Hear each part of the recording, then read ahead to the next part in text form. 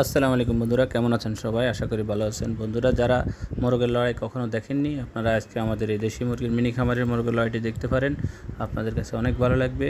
আর এই মোরগের লড়াই থেকে কিছু শিক্ষা নিতে পারেন। অবশ্যই শিক্ষাটা হচ্ছে, আমাদের দেশে কিছু মানুষ আছে যারা এই মোরগের জীবনের চাইতেও তাদের জীবনটা অনেক নিকৃষ্ট, অনেক খারাপ যাইতেছে। কারণ এই মোরগ লড়াই করে বাঁচতে জানে, কিন্তু ওই মানুষগুলো নিজেরা লড়াই করে বাঁচতে জানে না, লড়াই করে কিছু পেতে জানে না, লড়াই করে কিছু অর্জন করতে জানে না। যদি জানতো তাহলে তারা তাদের বাপ দাদাদের নাম ভাঙিয়ে চাকরির জন্য আবেদন করতো না। কোটায় যারা চাকরির জন্য আবেদন করে না, আমি বলবো আপনারা আমাদের দেশি মুরগির মিনি খামারের এই মোরগের লড়াইটি দেখতে পারেন। আপনারা এই মোরগের লড়াইটি দেখে এখান থেকে শিখেন কীভাবে লড়াই করতে হয়, কীভাবে বাঁচতে হয়, কীভাবে মেধা দিয়ে নিজের যোগ্যতা বলে সামনে এগিয়ে যেতে হয়। আর আপনারাও ট্রাই করেন নিজের জীবনে কীভাবে যোগ্যতা দিয়ে আপনারা এগিয়ে যাবেন, কীভাবে মেধাবীদেরকে লাথি মেরে নয়